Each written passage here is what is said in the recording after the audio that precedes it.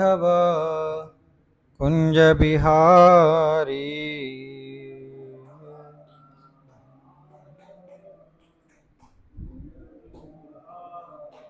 जय राधा माधव कुंज बिहारी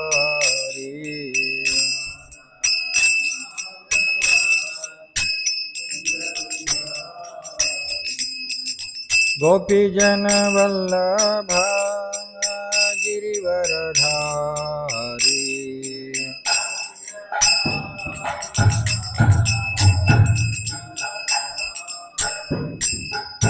गोपी जन वल्लभ गिरिवरधारी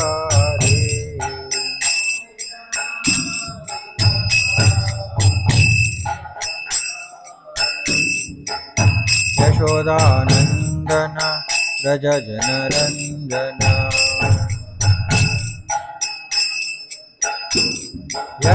यशोदानंदन व्रज जनरंजन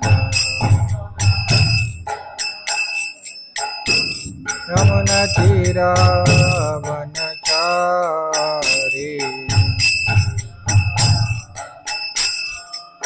यमुना तीरावनचारी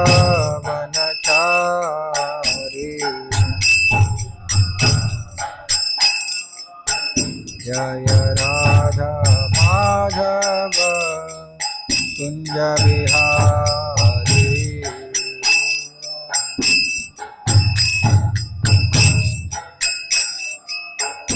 गोपी जन वल्लभ गिरिवरधारी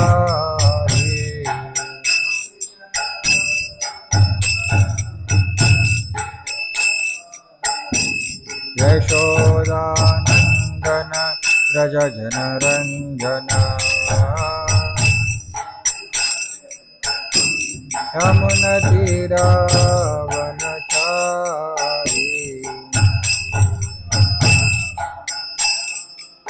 यमुना तीरावनचारी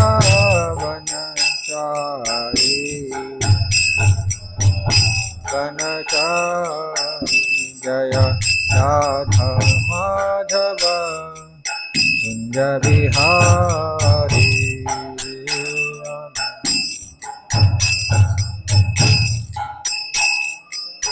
जय राधा माधव कुंज बिहारी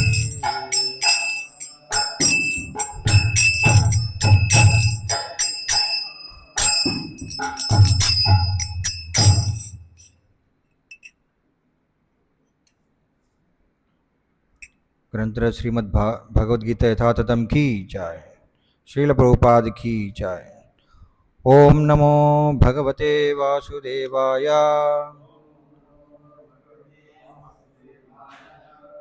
ओम नमो भगवते वासुदेवाय। ओम नमो भगवते वासुदेवाय।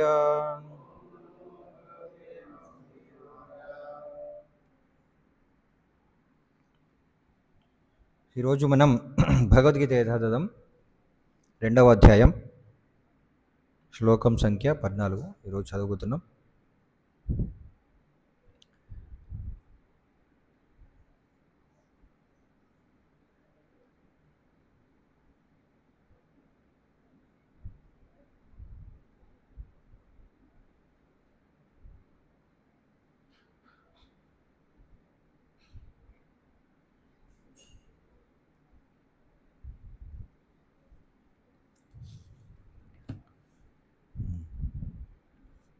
పదవిచ్ఛేదం. మాత్రాస్పర్శాః తు కౌంతేయ శీత ఉష్ణ సుఖ దుఃఖ దాహ ఆగమ ఆపాయినః అనిత్యాః తాన్ తితిక్షస్వ భారత. మాత్రాస్పర్శాస్తు కౌంతేయ మాత్రా స్పర్శాస్తు కౌంతేయ శీతోష్ణ సుఖ దుఃఖదాః శీతోష్ణ సుఖ దుఃఖదాః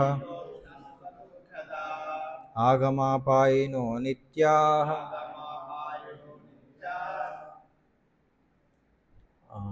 నిత్యాః అని పెట్టేసి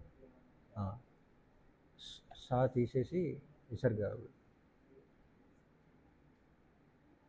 ఆగమాపాయినో నిత్యాః తాం స్థితిక్షస్వ భారత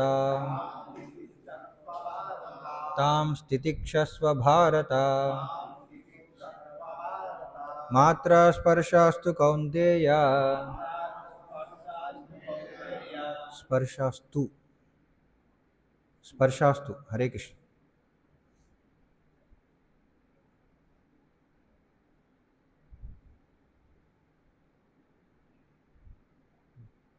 తావత్ పెట్టే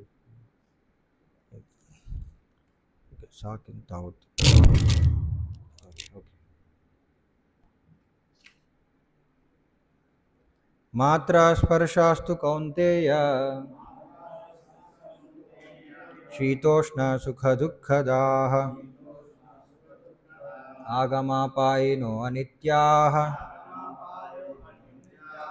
తాం స్థితిక్షస్వ భారత మాత్రా స్పర్శాస్తు కౌంతేయ శీతోష్ణ సుఖ దుఃఖదాః ఆగమాపాయినో అనిత్యాః తాం స్థితిక్షస్వ భారత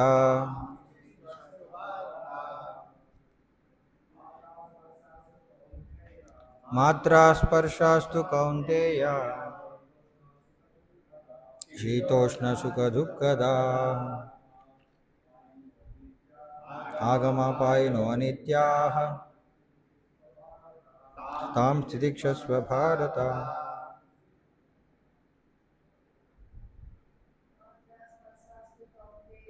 మాత్రా స్పర్శాస్తు కౌంతేయ కృష్ణ సుఖ దుఃఖదాః ఆగమాపాయినో నిత్యాః తాం స్థితిక్షస్వ భారత ఇంకెవరైనా చెప్తారా?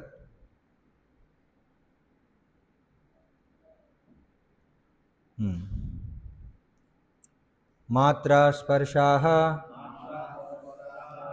ఇంద్రియానుభూతి తు కేవలం కౌంతేయ ఓ కుంతిపుత్ర శీత చలికాలము ఉష్ణ వేసవికాలము సుఖ సుఖమును దుఃఖ దుఃఖమును దాహ కలిగించేవి ఆగమ రావడం ఆపాయినః పోవడం అనిత్యాః తాత్కాలికమైనవి తాన్ వాటిని తితిక్షస్వ ఓర్చుకోవాలి భారత భరతవంశీయుడా.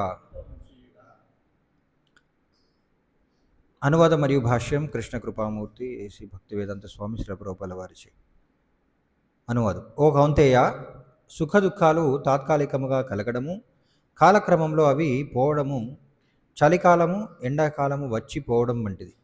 ఓ భరతవంశీయుడా, అవి ఇంద్రియానుభూతి వలన కలుగుతాయి. కలత చెందకుండా వాటిని ఓర్చుకోవడము మనిషి తప్పక నేర్చుకోవాలి. భాష్యం. సక్రమమైన విధి నిర్వహణలో తాత్కాలికంగా వస్తూ పోతూ ఉండే సుఖదుఖాలను ఓర్చుకోవడం మనిషి నేర్చుకోవాలి. వేద నియమం ప్రకారం మనిషి మాఘమాసంలో అనగా జనవరి ఫిబ్రవరి మాసాలలో కూడా తెల్లవారుజాముననే స్నానం చేయాలి. ఆ సమయంలో చాలా చలిగా ఉన్నప్పటికీ ధర్మాచరణకు కట్టుబడి ఉండేవాడు స్నానం చేయడానికి సంశయించడు. అదేవిధంగా ఎండాకాలంలో అత్యంత వేడి సమయమైన మే జూన్ నెలల్లో కూడా స్త్రీ వంటశాలలో వంట చేయడానికి వెనుకాడదు. వాతావరణ అసౌకర్యాలు ఉన్నప్పటికీ మనిషి తన విధి నిర్వహణ చేయాలి. అదేవిధంగా యుద్ధం చేయడం క్షత్రియుల ధర్మం. మిత్రునితో లేదా బంధువుతో యుద్ధం చేయవలసి వచ్చిన క్షత్రియుడు తన ధర్మం నుండి తప్పుకోకూడదు. జ్ఞానస్థాయికి ఎదగడం కొరకు మనిషి ధర్మానికి సంబంధించిన విధి నియమాలను తప్పక పాటించాలి. ఎందుకంటే భక్తి ద్వారానే జ్ఞానము భక్తి వీటి రెండింటి ద్వారానే అతడు తనను మాయాబంధము నుండి ముక్తిని చేసుకోగలుగుతాడు. అర్జునుని 2 పేర్లతో సంబోధించడం కూడా ముఖ్యమైనది. కౌంతేయ అని సంబోధించడము అతని తల్లి వైపు రక్త సంబంధాన్ని, భారత అని సంబోధించడము అతని తండ్రి వైపు నుండి వచ్చిన గొప్పదనాన్ని సూచిస్తున్నది. 2 వైపుల నుండి అతడు గొప్ప వారసత్వం కలిగి ఉన్నాడు. గొప్ప వారసత్వము విధి నిర్వహణ విషయంలో బాధ్యతని తెచ్చిపెడుతుంది. కనుక అతడు యుద్ధం మానకూడదు. ఓం అజ్ఞానతిమిరాంధస్య జ్ఞానాంజనాశలాకయ చక్షురున్మీలితమేన తస్మై శ్రీ గురవే నమః. శ్రీ చైతన్య మనోభీష్టం స్థాపితం येन భూతలే స్వయం రూప కదా మహ్యం దదాతి స్వదాత్కం. నమో విష్ణుపాదాయ కృష్ణప్రేష్ఠాయ భూతలే శ్రీమతే భక్తి వికాస స్వామినితి నామనే. నమో విష్ణుపాదాయ కృష్ణప్రేష్ఠాయ భూతలే శ్రీమతే భక్తి వేదాంత స్వామినితి నామనే. నమస్తే సారస్వతీ దేవి గౌరవాణి ప్రచారిణి నిర్విశేష శూన్యవాది పాశ్చాత్య దేశతారిణి. వందేహం శ్రీగురో శ్రీయుతపదకమలం శ్రీగురూన్ వైష్ణవాంశ్చ శ్రీరూపం సాగ్రజాతం సహగణ రఘునాథాన్వితం తం సజీవం సాద్వైతం సావధూతం పరిజన సహితం కృష్ణ చైతన్యదేవం శ్రీ రాధాకృష్ణపాదాన్ సహగణ లలిత శ్రీ విశాఖాన్వితాంశ. జయ శ్రీకృష్ణ చైతన్య ప్రభు నిత్యానంద శ్రీ అద్వైత గదాధర శ్రీవాసాది గౌర భక్తవృంద. హరే కృష్ణ కృష్ణ కృష్ణ హరే హరే హరే రామ రామ రామ హరే హరే.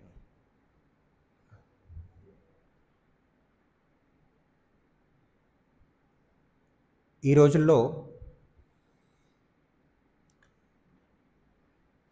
పాఠశాలలో కావచ్చు, ఈ విద్యా వ్యవస్థలో కావచ్చు, లేకపోతే బయట సమాజంలో కూడా ఎక్కువగా ఈ మీడియా సినిమాల్లోనూ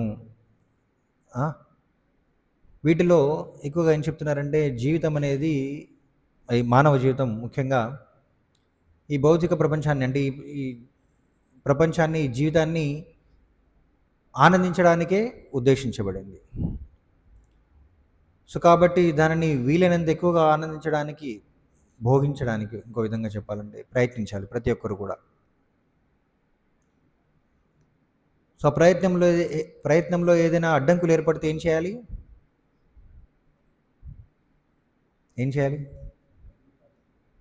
అడ్డంకుల్ని అధిగమించాలి. ఆ అడ్డంకులు అధిగమించడానికి చాలామందికి ధైర్యం ఉండకపోవచ్చు. అప్పుడు కొందరు ఈ మోటివేషనల్ స్పీకర్స్ అని ఉంటారనమాట. అంటే ప్రోత్సాహాన్ని ఇచ్చేవారు, ఉత్సాహాన్ని కలిగించే వాళ్ళు కొందరు ఏం చెప్తుంటారంటే, నువ్వు సాధించగలవు, నువ్వు ఏదైనా చేయగలవు, నువ్వు అనుకుంటే సాధించలేనిది ఏదీ లేదు ఈ ప్రపంచంలో. కాబట్టి ఏం చేయి? ప్రయత్నించు, కష్టపడు, పోరాడు, అధిగమించు. ఈ అడ్డంకులన్నీ కూడా మామూలుగా పరుగు పందెంలో కొన్నిసార్లు అడ్డంగా ఏమంటారు వాటిని తెలుసా? పరుగు పందెంలో వాటిని దూకి వెళ్ళడానికి అడ్డంగా పెడతారు కదా, హర్డిల్సా అలాంటివి ఉంటాయి. వాటిని ఏం చేయాలి? సో దాటుతూ వాటిపై నుండి దూకుతూ ముందుకు వెళ్ళినట్లయితే విజయాన్ని సాధించవచ్చు అనమాట. దానికోసం ఏం చేయాలి? ప్రయత్నించాలి, సాధన చేయాలి. ఇలా వాళ్ళు ప్రోత్సహిస్తూ ఉంటారన్నమాట. యాక్చువల్లీ మంచిదే. అవునా? కష్టపడకుండా ఏదైనా సాధించగలమా? జీవితంలో సాధించగలమా? పని చేయాల్సిందే. ఏది సాధించాలన్నా సరే పని చేయాల్సిందే. చివరికి మనం తీసుకున్న ఆహారం జీర్ణించుకోవాలన్నా సరే కష్టపడాల్సిందే. ఈ రోజుల్లో చాలామందికి శారీరక వ్యాయామం లేకపోవడం వలన, శారీరకంగా ఏ పని లేకపోవడం వల్ల ఏంటంటే అనేక జీర్ణ వ్యవస్థ సమస్యలు వస్తున్నాయి అన్నమాట. యాక్చువల్లీ ఊబకాయం ఇలా రకరకాలుగా వస్తున్నాయి. ఎందుకంటే పని చేయట్లేదు, కనీసం నడవట్లేదు అనమాట. అందరు కూడా ఏసీలో ఫ్యాన్ల కింద కూర్చొని పని చేయాలనుకుంటున్నారు అనమాట. Actually white collar jobs. విన్నారా? వైట్ కాలర్ జాబ్ అంటే ఏంటి? ఆ? చెమట పట్టకుండా, కష్టపడకుండా, ఆ? వేసుకున్న కాలర్ వేసుకున్నట్టు తెల్లగానే ఉండాలన్నమాట యాక్చువల్లీ.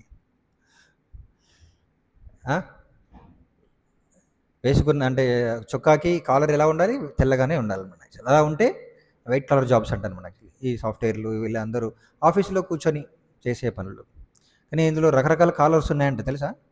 ఈ మధ్య చూశాను అనమాట యాక్చువల్. తెలుసా? ఎన్ని రకాల కాలర్స్ ఉన్నాయి తెలుసా? నాకు అన్నీ గుర్తులేవు, కానీ దాదాపు 10 ఉన్నాయంట. దాదాపు 10 ఐ థింక్. మనకి ఈ విబ్జిఆర్ ఉంటుంది కదా, హరివిల్లు, అందులో 7 రకాలు ఉంటాయి. 7 అంతకు పైనే అనుకుంటున్నాను నేను. సో అలా white collar, pink collar, yellow collar, black collar, red collar and brown, blue, ఇవన్నీ ఉన్నాయంట. చేసే పనిని బట్టి, అందులో ఉన్న శ్రమను బట్టి రకరకాలుగా విభజించారనమాట. చాలామందికి ఏది ఇష్టం? వైట్ కలర్ జాబ్సే ఇష్టం. ప్రశాంతంగా నేను పని చేసుకోవాలి, చాలా సులభంగా పనులు అయిపోవాలి. కానీ భౌతిక ప్రపంచం ఏంటి? భౌతిక ప్రపంచాన్ని భగవంతుడు ఎందుకు సృష్టించాడు? జీవి తను కోరుకున్నది తను కష్టపడితే కానీ సాధించుకోలేడు అనమాట యాక్చువల్లీ. ఎన్నోసార్లు మనం చెప్పుకున్నాం కదా, ఆధ్యాత్మిక ప్రపంచంలో ఏంటంటే మనం కేవలం కోరుకోవడమే, భగవంతుడే అన్ని మనకు సమకూరుస్తాడు. కానీ భౌతిక ప్రపంచంలో భగవంతుని విడిచిపెట్టొచ్చాం కాబట్టి, భగవంతుని ఎందుకు విడిచిపెట్టొచ్చామంటే, ఎందుకు నీకే సేవ చేయాలి, నేను నాకు కావాల్సింది నేనే సంపాదించుకుంటాను అన్న వాళ్ళందరినీ కూడా భౌతిక ప్రపంచానికి పంపించాడు భగవంతుడు. దేనికోసం? ప్రయత్నించమని. అందుకనే భౌతిక ప్రపంచంలో మనకు కావాల్సింది ప్రతిదీ కూడా మనం పొందవచ్చు, ఏదైనా సరే.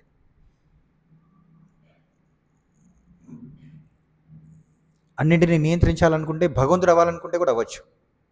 అవచ్చా? భగవంతుడు అవ్వచ్చా? ఎవరైనా సరే ప్రయత్నిస్తే భగవంతుడు అవ్వచ్చా? అవచ్చా? భగవంతుడు అవ్వడం కుదరదు, కానీ భగవంతుడు అవ్యామనే ఫీలింగ్ తెచ్చుకోవచ్చు అన్నమాట యాక్చువల్. భావన తెచ్చుకోవచ్చు. భగవంతుని దగ్గరికి వెళ్ళొచ్చు, కానీ భగవంతుడు అవ్వచ్చు అంటే భగవంతుడు అయ్యాననే భావనలోకి వెళ్ళొచ్చు అన్నమాట. ఓ, అన్నింటినీ నేనే నియంత్రిస్తున్నాను, నాకంటే గొప్ప వాళ్ళు ఎవరు లేరు. ఎవరు అనుకున్నారలా? హిరణ్యకశిపుడు అనుకున్నాడంట. అన్నింటినీ, ఇంకా చాలా శక్తుల్ని, అనేకమైన శక్తులను సంపాదించాడు. బ్రహ్మను కూడా తన తపస్సు ద్వారా సంతృప్తి చెంది, ఇంకా ఎవరి చేత కూడా మరణాన్ని పొందకుండా ఉండే వరాన్ని కోరుకున్నాడు. కానీ ఆ వరం ఆయన బుద్ధికి, ఆయనకి అంతగా బుద్ధి లేదనమాట. ఆ వరాన్ని పూర్తిగా సరిగా కోరుకోలేకపోయాడు. అఫ్కోర్స్ ముందుగా కోరుకున్నాడు, అసలు మరణం లేకుండా నాకు వరం ఇవ్వమని కోరుకున్నాడు. కానీ అది సాధ్యం కాదని చెప్పాడు అనమాట. సాధ్యం కాదని చెప్పినప్పుడు ఆయన ఆలోచించాల్సింది, ఎందుకు సాధ్యం కాదు అని ఆలోచించాల్సింది. కానీ అలా ఆలోచించకుండా ఏం చేశాడు? ఇంకో ఏదో ఒక విధంగా ఉన్న దాంట్లో తనకి ఏదైతే జ్ఞానం ఉందో ఆ జ్ఞాన పరిధిలో రకరకాలుగా కోరుకోవడానికి ప్రయత్నించాడు అనమాట. కానీ అది సంపూర్ణం కాదు. ఈ భౌతిక ప్రపంచంలో ప్రతి ఒక్కరి జ్ఞానం కూడా పరిమితమే అన్నమాట యాక్చువల్లీ. అని ముఖ్యంగా అర్థం చేసుకోవాల్సింది ఏంటంటే, ఈ భౌతిక ప్రపంచమే దుఃఖాలయం. ఈ భౌతిక ప్రపంచంలో ఇది ఏమంటారు? మర్త్యలోకం అంటారు అనమాట. మర్త్యలోకం అంటే మర్త్యలోకం. మర్త్య అనే పదం మృత్యు అనే పదం నుండి వస్తుంది అనమాట. మృత్యు అంటే మరణం, చావు. మర్త్యలోకం అంటే ఈ భౌతిక ప్రపంచంలో చావు అనేది తథ్యం, మరణించకుండా ఎవరు ఉండలేరు. ఆ విషయం ఆయన అర్థం చేసుకోవడానికి ప్రయత్నించాల్సింది. ఎందుకు అలా మరణం వస్తుంది? అదే కదా ఆధ్యాత్మిక జ్ఞానం మొదలవ్వాలంటే. అదే మొట్టమొదటిగా అడగాల్సిన ప్రశ్న ఏంటి? ఈ జన్మ మృత్యులు ఎందుకున్నాయి? ఈ వృద్ధాప్యము, వ్యాధులు ఎందుకున్నాయి? ఇది మొట్టమొదటిగా మనిషికి రావాల్సిన ప్రశ్న. అక్కడ మొదలవుతుంది ఆధ్యాత్మిక ప్రయాణం అనేది. ఎందుకంటే ఎంత ఆలోచించినా సరే అంతిమంగా ఇక్కడికే ముగుస్తుంది అన్నమాట యాక్చువల్లీ. ఎంత మనకి ఒక వ్యక్తి ఎంతో సంపాదించాలనుకోవచ్చు, ఏదో జీవితంలో ఏదేదో చేయాలనుకోవచ్చు, కానీ ఏది చేసినా సరే అంతిమంగా మరణిస్తున్నాం కదా. మరి ఎందుకు అంతే కదా, మనం అంతే ఏదైనా సంపాదించవచ్చు. అవునా? భగవంతుడు మనం కోరుకున్నదల్లా సంపాదించడానికి, పొందడానికి భగవంతుడు మార్గాలను ఇచ్చాడు. యజ్ఞాలు చేయమన్నాడు, వ్రతాలు చేయమన్నాడు, దేవతలను సంతృప్తిపరచమన్నాడు, కోరికల్ని ఏదైనా కోరిక కోరుకోవచ్చు, అన్నీ పొందవచ్చు అన్నాడు. కానీ ఎంతకాలం, ఎప్పటి వరకు ఉంటాయి?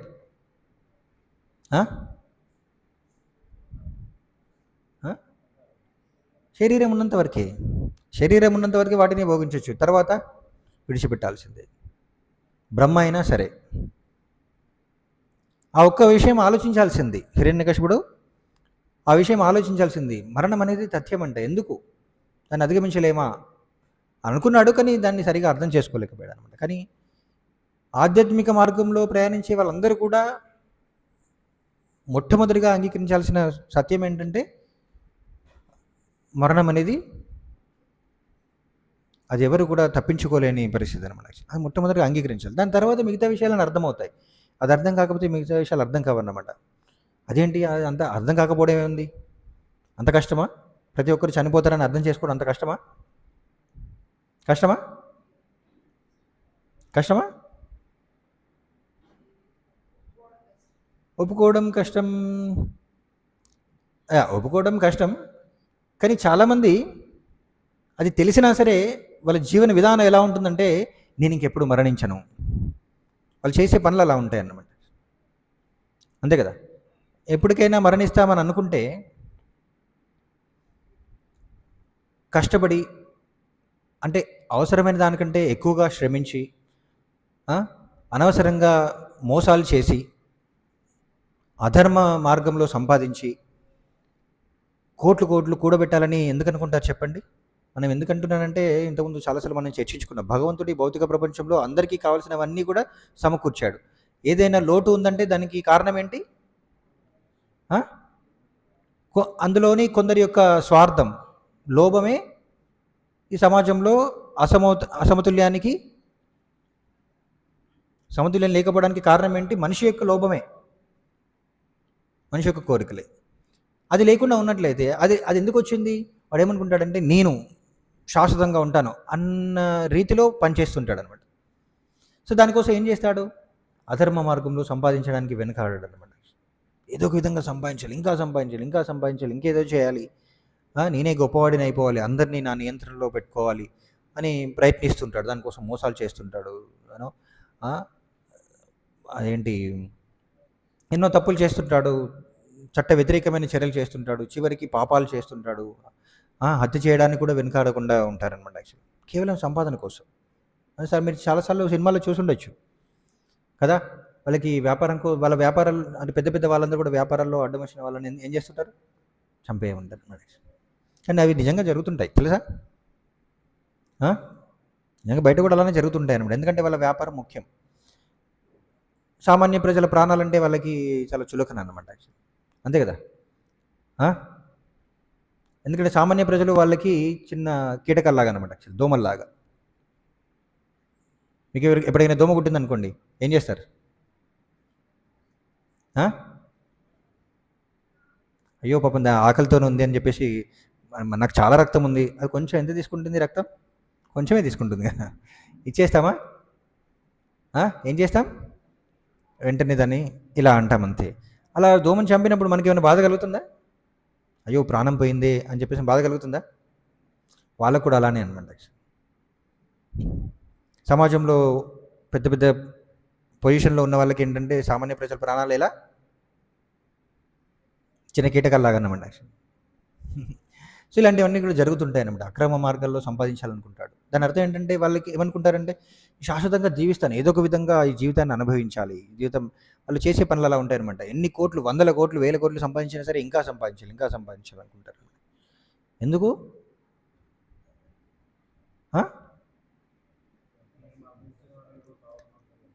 నేను మరణించను, శాశ్వతంగా ఉంటాననే భావన వాళ్ళకి బయటికి తెలుసు. ప్రశ్న అడిగితే వాళ్ళు చనిపోదామని అంటారు, కానీ వాళ్ళ యొక్క ఆలోచనలో ఏదో ఒక చివర ఏముంటుందంటే ఏమో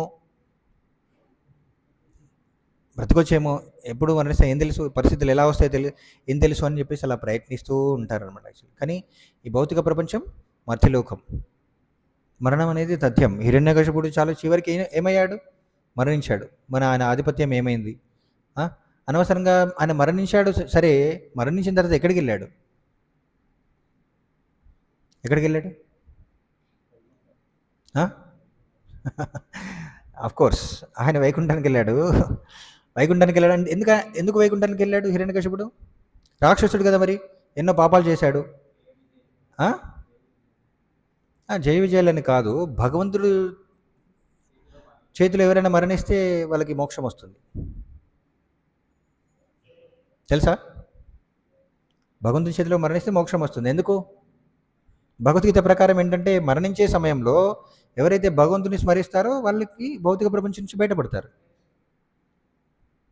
వాళ్ళు భౌతిక ప్రపంచం నుండి, సమస్యల నుండి, అండ్ ఈ భౌతిక మాయా ప్రభావం నుండి బయటపడతారన్నమాట. యాక్చువల్లీ భగవంతుని స్మరిస్తే అంతే కదా. భగవంతుడి చేత రాక్షసులు చంపబడ్డప్పుడు వాళ్ళు భగవంతుడి గురించి ఆలోచిస్తారనమాట. యాక్చువల్లీ నన్ను చంపడానికి వస్తున్నాడు, ఎలాగైనా చంపాలని ప్రయత్నంలో ఎవరి గురించి ఆలోచిస్తారు?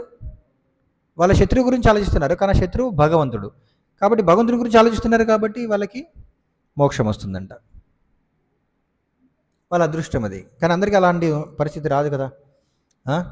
కానీ భగవంతుడి గురించి ఆలోచించకుండా ఇలా ఎవరైతే వాళ్ళు ఈ భౌతిక ప్రపంచంలో ఆధిపత్యాన్ని చెలాయించాలనుకుంటున్నారో వాళ్ళు మరణించిన తర్వాత నరకానికి వెళ్తారనమాట యాక్చువల్లీ.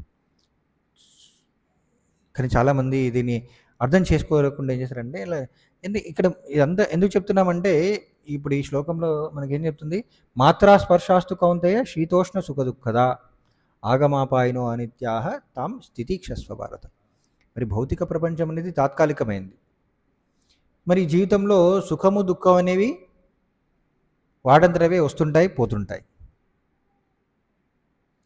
ఎలాగైతే మనం ప్రయత్నించకుండానే దుఃఖం వస్తుంది, అవునా కదా? మనం ఎవరైనా కావాలని కోరుకుంటామా? దుఃఖం రావాలని కోరుకోకున్నా సరే అది వస్తుంది. అలాగే మన విధి ప్రకారం, విధిరాత ప్రకారం, ప్రతి ఒక్కరి కర్మ ప్రకారం సుఖం కూడా వస్తుందంట. పుట్టుకతోనే మనకి ఎంత మనం సుఖాన్ని అనుభవించాలి, ఎంత దుఃఖాన్ని అనుభవించాలని నిర్ణయించబడుతుంది. దానికి తగిన విధంగానే శరీరం వస్తుందన్నమాట. శరీరం ఎలా వస్తుందంటే ఈ జీవితంలో ఒక వ్యక్తి ఎలాంటి సుఖాలను అనుభవించాలి అని విధి నిర్ణయించినప్పుడు ఆ సుఖాలకు అనుగుణంగా శరీరం వస్తుందన్నమాట.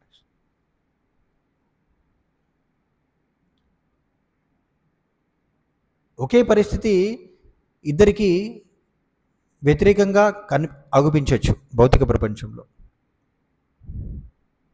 ఉదాహరణకు చూడండి, శరీర తత్వం ఎలా ఉంటుందంటే కొందరికి వేసవి కాలంలో కొందరు వేడిని అసలు భరించలేరు అన్నమాట. పిత్త శరీరం కలిగిన వాళ్ళు, తెలుసా మీకు? పిత్త శరీరం అంటే చాలామందికి తెలియకపోవచ్చు. ఆయుర్వేదంలో కఫ, పాత, వాత, పిత్త 3 రకాల ఏమంటారు ధాతువులు ఉంటాయన్నమాట యాక్చువల్లీ శరీరంలో. ఏది అధికంగా ఉన్నదనే దాన్ని బట్టి శరీర తత్వం అనేది నిర్ణయించబడుతుంది. అంటే శరీరతత్వం అలా పనిచేస్తుంది. అంటే శరీరంలో వాతం ఎక్కువ ఉన్న వాళ్ళు ఏంటంటే వేడిని భరించలేరు అనమాట. పిత్తం ఎక్కువగా ఉన్న వాళ్ళు వేడిని భరించలేరు. వాళ్ళకి భయంకరంగా ఉంటుంది. కొంచెం వేడి పెరిగినా సరే వేసవిలో భరించలేరు అనమాట. అదే కఫం ఉన్న వాళ్ళకి, వాతం ఉన్న వాళ్ళకి వేసవి కాలం కొంచెం బాగుంటుంది. వాళ్ళకి ఏంటంటే కఫం ఎక్కువగా ఉన్న వాళ్ళకి శీతాకాలం, వర్షాకాలం చాలా భయంకరంగా ఉంటుందన్నమాట. యాక్చువల్లీ మాటికి జలుబు వస్తుంది, వాళ్ళు తలనొప్పులు వస్తాయి, అది భరించలేరు అనమాట. శరీర తత్వం అలా నిర్ణయించబడుతుంది. సో అలాగే ఇవి ఒక చిన్న ఉదాహరణ ఇది. కానీ జీవితంలో ప్రతి పరిస్థితి కూడా ఇలానే నిర్ణయించబడుతుంది. ఒక వ్యక్తి ఒక రకమైన ఆహారాన్ని అనుభవించాలనుకుంటే అతనికి ఒక రకమైన శరీరం వస్తుంది. ఉదాహరణకు మాంసం తినాలనే కోరిక వాడికి ఉందనుకోండి, వాడి కర్మ ప్రకారం మాంసాన్ని అనుభవించాలి, మాంసాన్ని తినడాన్ని అనుభవించాలనుకునే వాడికి ఒక పులి శరీరం రావచ్చు. కానీ మాంసం ఇష్టం లేని వాడికి ఒక సాధు జంతువు శరీరం రావచ్చు, ఆవు శరీరం రావచ్చు. ఇలా శరీరం అనేది పూర్వజన్మ కర్మపైన ఆధారపడి జీవుడికి ప్రసాదించబడుతుంది ఈ జన్మలో. కానీ ఒక విషయం చెప్పాల్సింది ఏంటంటే శాస్త్రాలు ఏం చెప్తున్నాయంటే ఏదేమైనప్పటికీ కూడా సుఖము దుఃఖము రెండూ కూడా తప్పకుండా వస్తాయి ప్రతి ఒక్కరికి. కేవలం సుఖాన్ని అనుభవించే వాళ్ళు, కేవలం దుఃఖాన్ని అనుభవించే వాళ్ళు చాలా అరుదు అనమాట. ఉంటారు.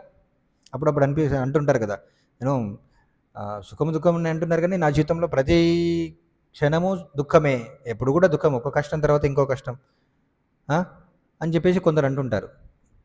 ఇలా నేను చెప్తున్నప్పుడు చాలామందికి అనిపిస్తుంది అది నేనే అని చెప్పేసి ఇక్కడ ఉన్నారు అని అనుకోవచ్చు కదా. జీవితంలో ఒక్క కష్టం తర్వాత ఒక కష్టం వస్తూనే ఉంటుందన్నమాట. యాక్చువల్లీ చిన్నప్పటి నుంచి చాలాసార్లు అందరూ ఏమంటారంటే చిన్నతనంలో కష్టాలు ఉండవు అంటుంటారు. కానీ చిన్నపిల్లలకి ఏమనిపిస్తుంది, స్కూల్కి వెళ్ళడమే పెద్ద కష్టం అనిపిస్తుంది అనమాట. స్కూల్కి వెళ్ళడమే పెద్ద కష్టం. ఎందుకంటే వాళ్ళ యొక్క చైతన్యం, వాళ్ళ యొక్క ఆలోచన, ఆ శరీరం అంతే అనమాట. ఆ వయసులో అలా అనిపిస్తుంది వాళ్ళకి. ఆ విధంగా ఏంటంటే మన శరీరము, మన మనస్సు మనకి సమస్యని సృష్టిస్తుంది. అని అదేవిధంగా ఏంటంటే సుఖము కూడా, మన శరీరము మన మనస్సు సుఖాన్ని కూడా ఇస్తాయి. దేన్ని అనుసరించి, కర్మను అనుసరించి, విధిని అనుసరించి సుఖము దుఃఖం అనేవి ప్రతి ఒక్కరి జీవితంలోనూ ఉంటాయి. కానీ ఇది తెలియకుండా చాలామంది, మనం ముందు చెప్పుకున్నట్లు ఏంటంటే చాలామంది ఏమంటుంటారు, కష్టాలు వచ్చినప్పుడు మనం దాన్ని అధిగమించాలి, దాన్ని ఏదో విధంగా మనం, సరే కొన్ని కష్టాలు అధిగమించవచ్చు. ఇక్కడ ఏం చెప్తున్నారు, ఈ శ్లోకం ప్రకారం కృష్ణుడు ఏం చెప్తున్నాడంటే శీతము ఉష్ణము, శీతాకాలం వేసవికాలం, అవి వస్తుంటాయి పోతుంటాయి. అందుకని కొందరికి ఇంతకుముందు మనం చెప్పుకున్నట్లంటే వేసవి పడదు. వాళ్ళు ఏం చేయాలి, కొద్ది కాలం వేసవి కాలంలో మరీ ఎక్కువగా పని చేయకుండా, అంటే కష్టపడకుండా, ఎక్కువ ఎండ తీవ్రత ఎక్కువగా ఉన్నప్పుడు బయటికి వెళ్ళకుండా కొంచెం విశ్రాంతి తీసుకొని ఒక 2 నెలలు గడిపారనుకోండి, తర్వాత మళ్ళీ తన పని తను చేసుకోవచ్చు. ఆ విధంగా ప్రణాళిక చేసుకోవాలి, అంతే కదా. ఒకప్పుడు వ్యవసాయం చేసేవాళ్ళు ఏం చేసేవాళ్ళు, వేసవి కాలంలో వ్యవసాయం చేయాలంటే ఏం చేసేవాళ్ళు, ఉదయాన్నే పని చేసుకునేవాళ్ళు. ఉదయాన్నే 4 గంటలకు లేచేసి పనులు చేసేసుకొని 7-8 గంటల వరకు వాళ్ళ పని అయిపోతుంది. ఇంకా రోజంతా కూడా విశ్రాంతి. కానీ ఇప్పుడు ఏదైనా సరే మన డ్యూటీ టైమింగ్స్ ఎప్పుడు 9 నుండి 6 గంటల వరకు. ఏ కాలమైనా సరే, వర్షాకాలమైనా తుఫాన్ వచ్చినా సరే 9 నుండి 4 గంటలకు డ్యూటీకి వెళ్ళాల్సిందే. అవునా కదా? సో అలా అంటే పరిస్థితిని తగ్గట్టుగా మనం అలా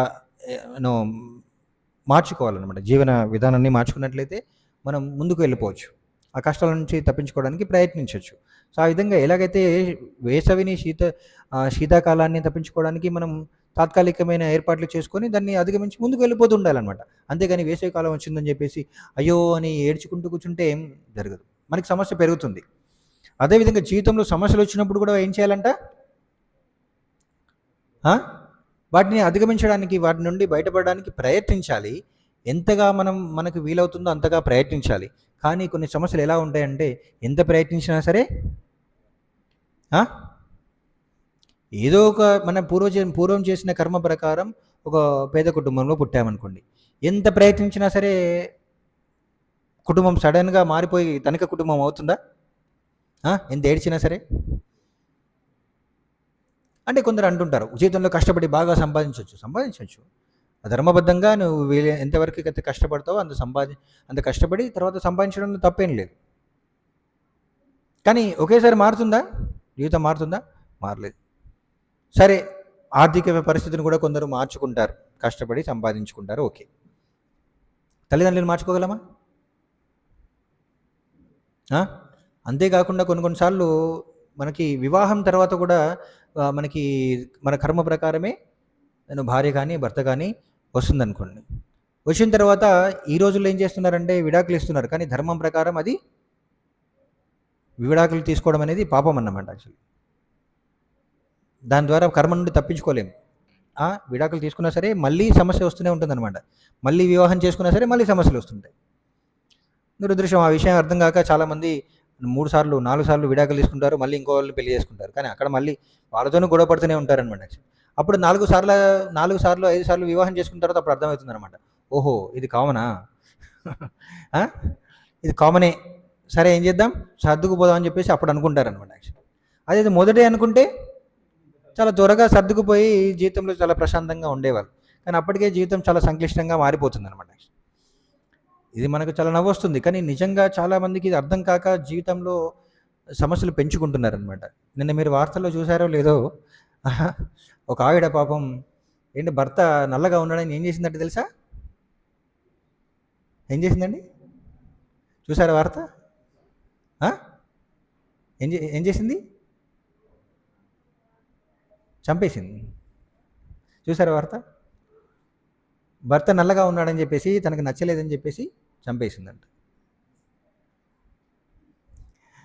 ఇంకా కొద్ది కాలం క్రితం వార్త ఏంటంటే, భర్త ఎక్కువగా గురక పెడుతున్నాడు, నిద్రపోవడానికి కష్టమవుతుందని చెప్పేసి విడాకులు ఇచ్చేసిందండి. చూడండి ప్రజల యొక్క అంటే సహన స్థితి ఏ ఏ స్థాయికి దిగజారిందంటే అలా ఉందన్నమాట పరిస్థితి. చాలా నవ్వొస్తుంది.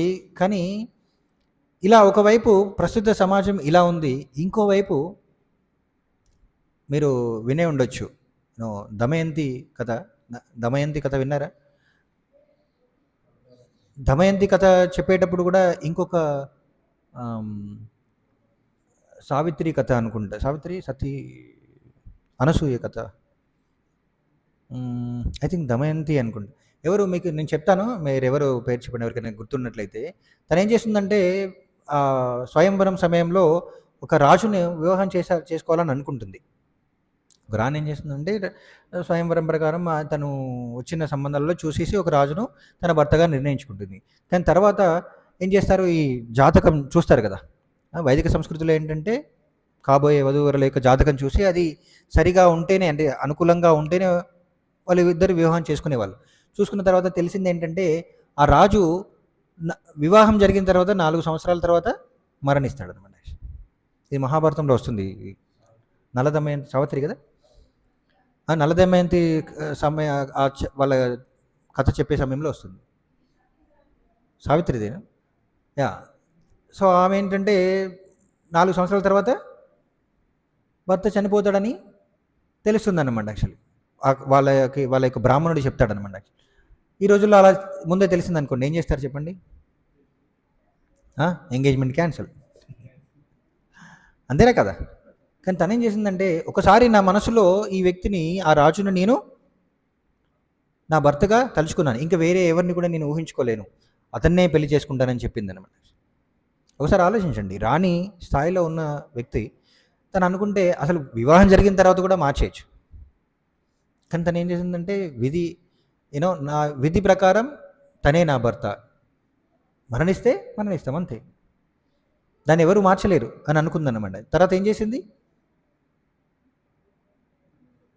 4 సంవత్సరాల తర్వాత, 4 సంవత్సరాలు బాగానే ఉన్నారు, కానీ 4 సంవత్సరాలు, కానీ ఈ విషయం ఏంటంటే రాజుకు తెలియదు, మరణిస్తాడన్న విషయం రాజుకు తెలియదు అన్నమాట. చివరికి ఆయన ఒకరోజు ఆ సమయం రానే వస్తుంది అనమాట. ఆ రోజు ఆయన అడవులకు వెళ్తాడనమాట. సాధారణంగా ప్రతిరోజు విన్నట్లే ఆ రోజు వేట కోసం అడవికి వెళ్తానంటాడు. రాణి ఏమంటుందంటే నేను కూడా వస్తానంటుంది సావిత్రి, నేను కూడా వస్తానని చెప్పేసి అంటుంది. ఎంత వద్దని చెప్పినా సరే లేదు లేదు నేను ఇవాళ మీతో రావాల్సిందే అని చెప్పేసి తను కూడా వెళ్తుంది. అడవికి వెళ్ళిన తర్వాత అనుకోకుండా ఆయన మరణిస్తాడు. మరణించిన తర్వాత సావిత్రి యొక్క పాతివ్రత్యానికి మెచ్చి దేవతలు కూడా ఆమెకు కనబడతారనమాట. ఆమె నేరుగా యమధర్మరాజును చూడగలుగుతుంది. యమధర్మరాజుతో వాదిస్తుంది అనమాట. ఏదో ఒక విధంగా చేసి తన భర్తను మళ్ళీ పొందుతుందన్నమాట. యాక్చువల్లీ మళ్ళీ ప్రాణం వచ్చే విధంగా చేసుకుంటుంది. సో అది వేరే విషయం. కానీ ఏదైనప్పుడు కూడా ఏంటంటే తన యొక్క విధిని తాను అంగీకరించిందనమాట. యాక్చువల్లీ తన ధర్మాన్ని తప్పలేదు. కానీ ఎంతమంది ఉన్నారు అలా ఈ రోజుల్లో? చాలా చాలా అరుదు కదా. ఇది చాలా ముఖ్యం. ఇక్కడ ఏం చెప్తున్నా అంటే 2 విషయాలు ఇక్కడ మనం అర్థం చేసుకోవాల్సింది. ఒకటేంటంటే జీవితంలో కష్టాలు వచ్చినప్పుడు మనం ప్రయత్నించాలి వాటిని అధిగమించడానికి. ఎంతవరకు ప్రయత్నించాలి? మన ధర్మ పరిధిలో ఎంతవరకైతే మనం ప్రయత్నించగలమో అంతవరకు ప్రయత్నించాలి. కానీ ధర్మాన్ని తప్పకూడదు. వివాహం చేసుకున్న తర్వాత మన యొక్క భార్య కావచ్చు, భర్తను కావచ్చు, మార్చడం సాధ్యమా? ధర్మం ప్రకారం మార్చకూడదు. అప్పుడు ఏం చేయాలి? అంగీకరించాలి.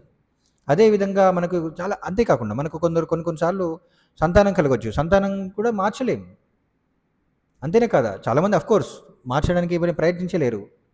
పిల్లలు చెడ్డవాళ్ళుగా పుట్టారనుకోండి ఏం చేస్తారు తల్లిదండ్రులు? భరించాల్సిందే. వాడు అల్లరి చేస్తుంటాడు, కర్మ అనుకొని సహించాల్సిందే. అలా కాకపోతే తల్లిదండ్రులు అసలు ఈ సమాజం ఉండదు, అవునా కదా. పిల్లలు ఎవరు కూడా పోషించబడ్డారు, అవునా కదా. తల్లిదండ్రులు చెడ్డవాళ్ళైన పిల్లల్ని విడిచిపెట్టాలనుకుంటే ఈ సమాజం ఎలా ఉండేది?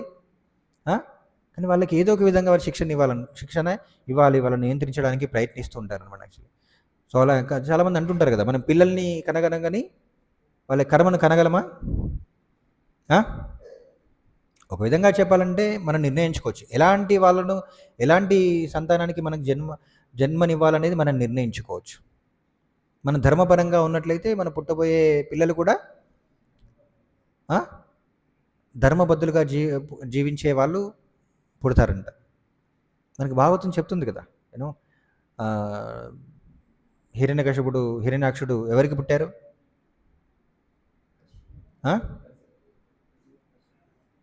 అదితి కశ్యపుడు. మరి వాళ్ళు అధర్మం అంటే ధర్మాన్ని పాటించకపోవడం వల్ల రాక్షసులకి జన్మనివ్వాల్సి వచ్చింది. మరి దితి ధర్మంగా ఉంది కాబట్టి దేవతలకు జన్మనిచ్చింది.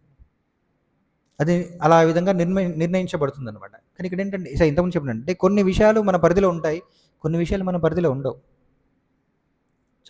చాలాసార్లు మనం చూస్తుంటాం, విద్యార్థులు కూడా పరీక్ష రాయడానికి వెళ్ళినప్పుడు మనకు ధర్మం ప్రకారం మన యొక్క ఏమంటారు ఎంతవరకు కష్టపడగలమో అంతవరకు కష్టపడి పరీక్ష రాయాలి. కానీ కొన్నిసార్లు ఎన్నిసార్లు పరీక్ష రాసినా సరే ఉత్తీర్ణులు కాలేరు అనమాట యాక్చువల్లీ. అప్పుడు ఏం చేయాలి? విడిచిపెట్టాలి. అంతేగాని అదేదో చిన్నప్పుడు చదువుకున్నట్టు గజనీ మొహమ్మద్ దండయాత్రలాగా 18 సార్లు నేను ఐఐటి రాస్తాను, లేకపోతే 20 సార్లు ఎంబీబీఎస్ పరీక్ష రాస్తానంటే కష్టం కదా. కొన్ని మన విధి ప్రకారం నిర్ణయించబడతాయి. అలా మొదటిసారి ప్రయత్నించి రాకపోతే విడిచిపెట్టాలని కూడా చెప్పట్లేదు. మొట్టమొదటిసారి పరీక్షలు ఉత్తీర్ణులు కాకపోతే విడిచిపెట్టాలని కాదు, 2-3 సార్లు ప్రయత్నించవచ్చు. కానీ అంతేగాని మళ్ళీ ప్రయత్నించడం వృధా అన్నమాట యాక్చువల్లీ. ఇక అందుకని అదే ఇక్కడ శ్లోకం చెప్తుంది అన్నమాట యాక్చువల్లీ. కొన్ని మన కర్మ ప్రకారం మనకు వస్తున్నాయన్నప్పుడు వాటిని స్వీకరించాలి. కర్మ ప్రకారం మనకు దక్కనిది దాన్ని విడిచిపెట్టాలన్నమాట యాక్చువల్లీ. ముందుకు వెళ్తూ ఉండాలి జీవితంలో. అది విధిని మనం అర్థం చేసుకోవడానికి ప్రయత్నించాలన్నమాట. మన విధి ప్రకారం మన పరిస్థితి ఏంటి అనేది అర్థం చేసుకోవాలి. అప్పుడు ఇవన్నీ ఎందుకు చెప్తున్నామంటే అలా అర్థం చేసుకున్నప్పుడే మనం ప్రశాంతమైన జీవితాన్ని గడపగలం. లేకపోతే జీవితం ఎప్పుడు కూడా ఏది పొందినా ఏది పొందకున్నా సరే జీవితం ఎప్పుడు కూడా దుఃఖంతోనే ఉంటుందన్నమాట యాక్చువల్లీ. మనకు మంచి జరిగినా సరే మనం ఏమనుకుంటాం, నేను అనుకున్నది రాలేదు, నేను అనుకున్నది పొందలేకపోయాను, నేను అనుకున్నది జరగలేదు అని చెప్పేసి దుఃఖిస్తూనే ఉంటారనమాట కొందరు. నీవు అనుకున్నది జరిగినా జరగకపోయినా నీకు నష్టమేం లేదు, నీకు పూర్తిగా నష్టం జరగలేదు. మిగతా వాళ్ళ ఎంతోమంది కంటే నువ్వు మంచి పరిస్థితుల్లోనే ఉండొచ్చు. అయినా సరే వాళ్ళు ఏమనుకుంటారంటే నాకు నచ్చింది జరగలేదు అని ఎప్పుడు కూడా జీవితం అంతా కూడా దుఃఖిస్తుంటారనమాట. ఇంతకుముందు చెప్పాం కదా, భర్త నల్లగా ఉన్నాడని చెప్పేసి ఆమె చంపేసింది, పాపం తప్పించుకోవడానికి ప్రయత్నించింది. కానీ మిగతా వాళ్ళు ఏం చేస్తుంటారు, జీవితం అంతా బాధపడుతుంటారు అనమాట. వీడు నల్లవాడు అని చెప్పేసి. ఉపయోగం ఏంటి? అయిపోయింది. నలుపు అనేది శరీరానికి ఉంటుంది, కానీ మనసు కాదు కదా. మనిషి యొక్క వ్యక్తిత్వం ఎలాంటిది అన్నాడు. నిజంగా బాధపడాలనుకుంటే మనిషి మంచివాడు కాకపోతే అప్పుడు బాధపడాలి. చర్మం రంగుతో ఏముంది చెప్పండి. సో చాలామందికి కనీసం ఈ విషయాలు కూడా తెలియవు అన్నమాట యాక్చువల్. అదే ఇక్కడ ప్రభుల వారు చెప్తున్నారు కదా, ఎన్నో ఈ భాష్యంలో ప్రభుల వారు చెప్తున్నారు ఏంటి, విధి నిర్వహణలో తాత్కాలికంగా వస్తూ పోతూ ఉండే సుఖదుఖాలు ఓర్చుకోవడం మనిషి నేర్చుకోవాలి. భౌతిక ప్రపంచం అనేది సుఖదుఖాలతో నిండి ఉంది. అందుకనే దీన్ని దేనితో పోల్చారు?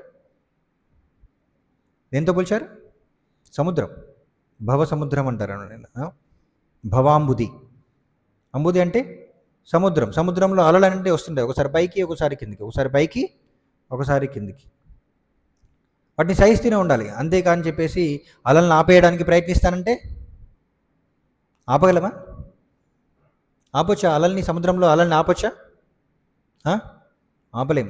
ఎంత పెద్ద ఓడనైనా సరే అలలకు తల వంచాల్సిందే. పెద్ద అలలు వచ్చినప్పుడు ఎంత పెద్ద ఓడనైనా సరే ఏమవుతుంది, అది ఊగుతూ ఉంటుంది అనమాట. అలలతో పాటు ఊగాల్సిందే అనమాట. అవునా కదా? అంతేగాని దానికి ఎదురు వెళ్తానంటే మునిగిపోతాం.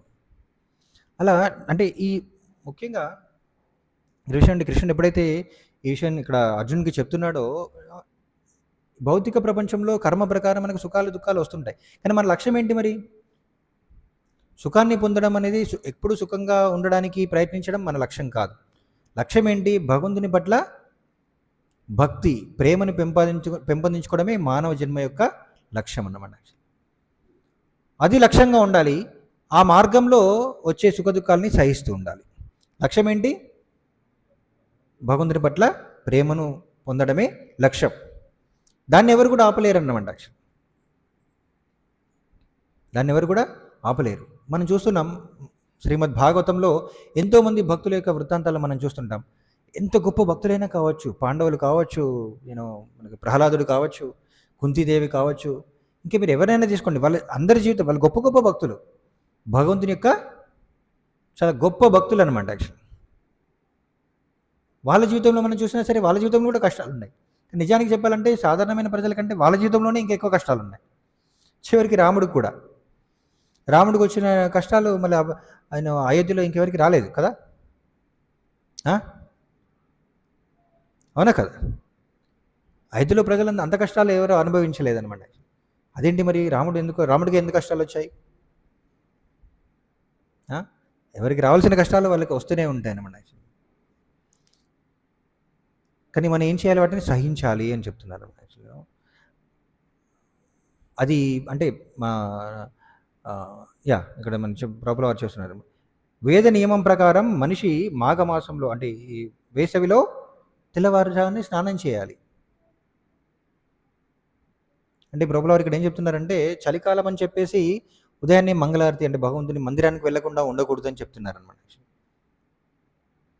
అమ్మో చలి వేస్తుంది, కొంచెం చలికాలంలో సాధారణంగా అందరూ ఆలస్యంగా నిద్రలేస్తుంటారు కదా, అలా చేయకూడదు.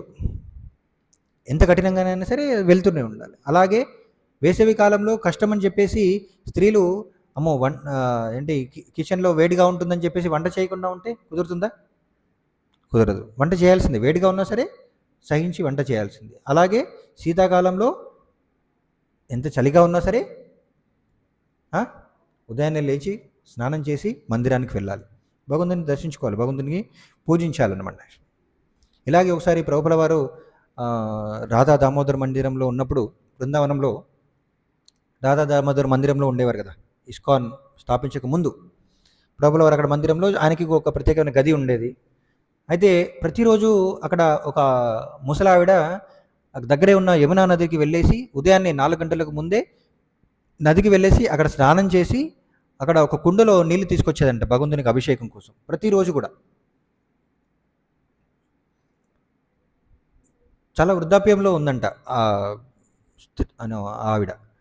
అలా ఉన్నప్పటికీ కూడా ప్రతిరోజు కూడా అసలు ఎండనక వాననక అంటే వేసవి కాలమా వర్షాకాలమా లేకపోతే శీతాకాలమా అని చూడకుండా ప్రతిరోజు కూడా ఖచ్చితంగా చాలాసార్లు ఏంటంటే ఆమె వచ్చే సమయానికి పూజారి కూడా నిద్ర లేచేవాడు కాదంట. కొన్నిసార్లు తలుపు మూసే ఉండేదంట. అప్పుడు ప్రభువుల వారు ఏంటంటే ప్రభువుల వారు మాత్రం ఉదయాన్నే లేచేవాళ్ళు, తెలుసు కదా మీకు అందరికీ. ఉదయాన్నే లేచేసి పుస్తకాలు రాస్తుండేవారు అనమాట, అనువాదాలు చేస్తుండేవాడు. అలా ఆమె వస్తుందని ప్రభువుల వారికి తెలిసిన తర్వాత ఏంటంటే ఆమె రాకముందే తలుపు ఓపెన్ చేసి పెట్టేవాడంట ప్రభువుల వారు. అలా ఈ వృత్తాంతాన్ని చెప్పేటప్పుడు ప్రభువుల వారు చివరిగా ఏం చెప్తారంటే ఆ వృద్ధురాలు ముసలావిడ ఖచ్చితంగా భగవద్ధామానికి వెళ్తుంది. ఎందుకు? భగవంతుడు ఏదో ఒక విధంగా తనకు ఆ సేవనిచ్చాడు.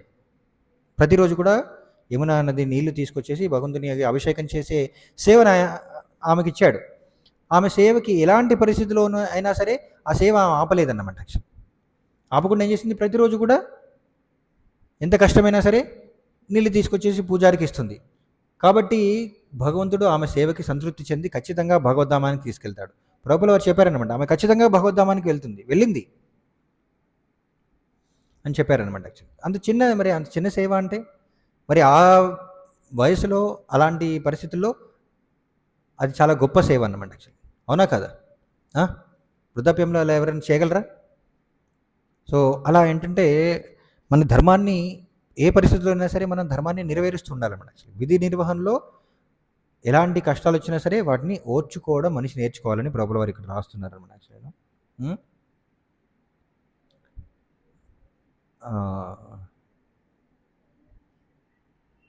సో అలా ధర్మాన్ని మాత్రం విడిచిపెట్టకూడదు ఎలాంటి పరిస్థితులు అయినా సరే. ఎందుకంటే జ్ఞానము మరియు భక్తి ద్వారానే అతడు తనను మాయాబంధము నుండి ముక్తిని చేసుకోగలడు.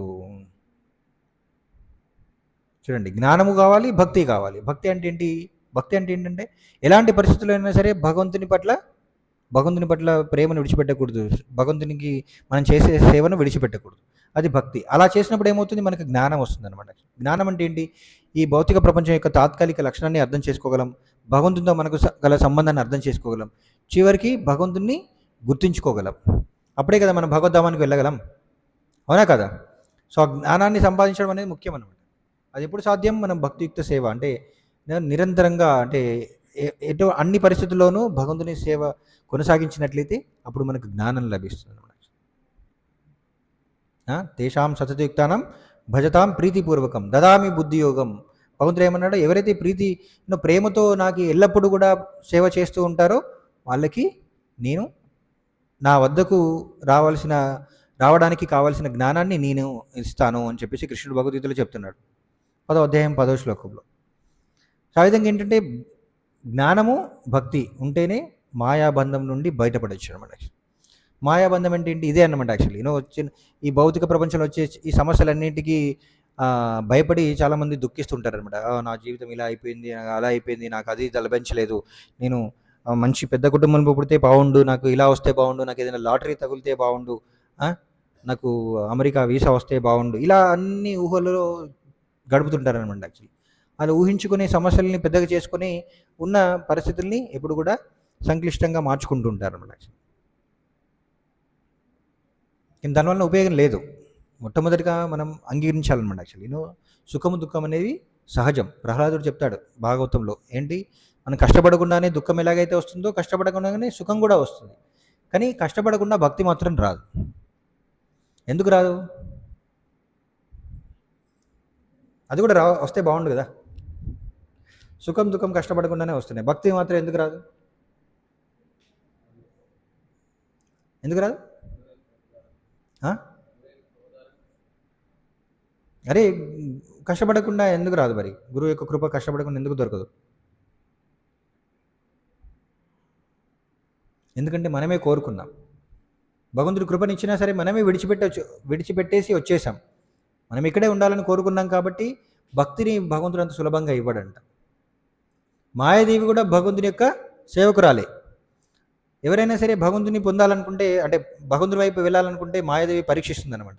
ఇప్పటి వరకు వద్దనుకొని వచ్చావు, మళ్ళీ ఇప్పుడేమో ఏదో కష్టాలు వచ్చాయని చెప్పేసి భగవంతుడు కావాలంటున్నావు. నువ్వు నిజంగా భగవంతుని పట్ల ప్రేమతో భగవంతుని కోరుకుంటున్నావా, లేకపోతే తాత్కాలికంగా కష్టాలు వచ్చాయి కాబట్టి భగవంతుని పట్ల ప్రేమ పెరిగిందా, లేకపోతే నిజమైన ప్రేమ ఉందా అని మాయాదేవి ఏం చేస్తుంది? పరీక్షిస్తుంది అనమాట. ఎలా పరీక్షిస్తుంది? కష్టాలు ఇవ్వడం ద్వారా. కానీ అలాంటి కష్టాలు వచ్చినప్పుడు చాలామంది భక్తిని విడిచిపెడతారనమాట. భగవంతుని పట్ల విశ్వాసం కోల్పోతారు. ఇంతకుముందు చెప్పినట్లు ఏంటంటే ఒకసారి ఎక్కడ అమెరికా అండ్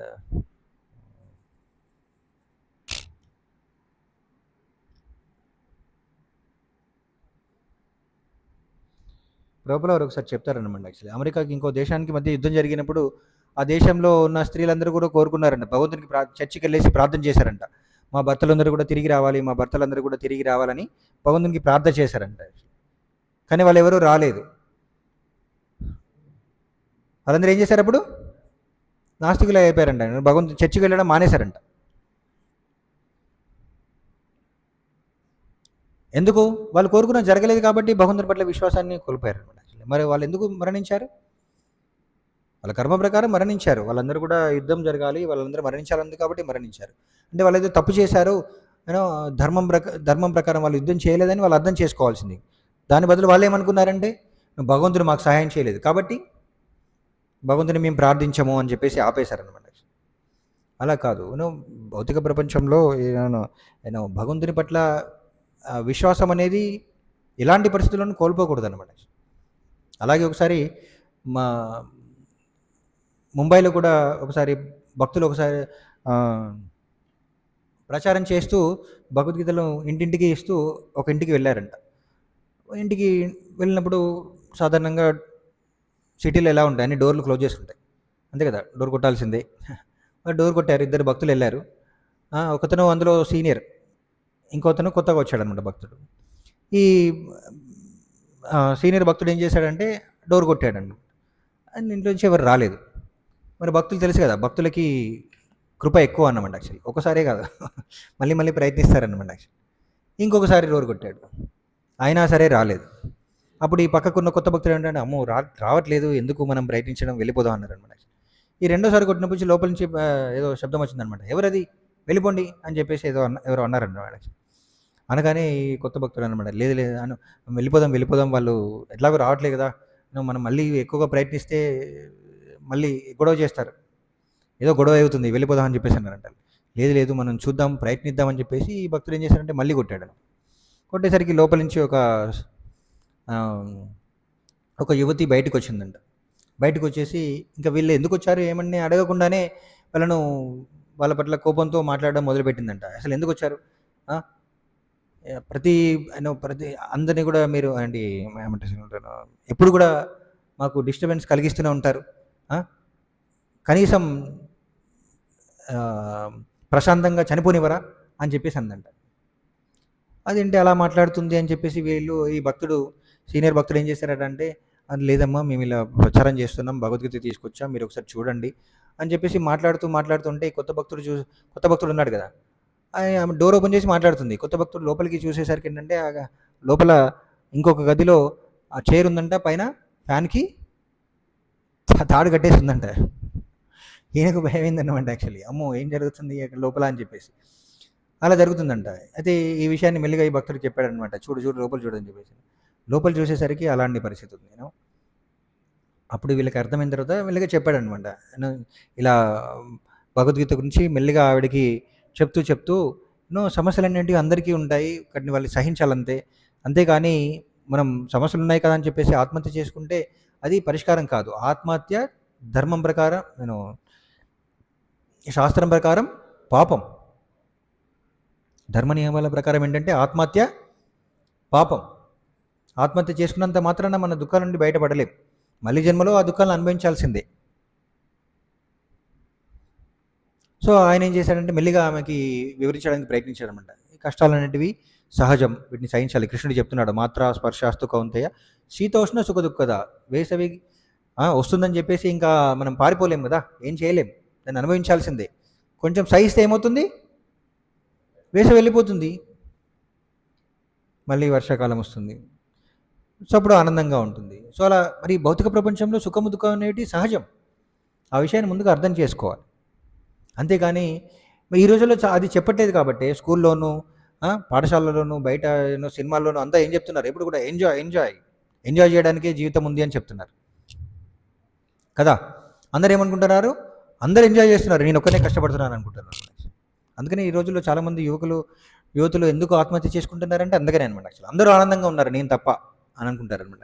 అందుకని చిన్న కష్టాలు వచ్చినా సరే సహించలేరు అనమాట, ఆత్మహత్యలు చేసుకుంటారు, కానీ అది పరిష్కారం కాదు.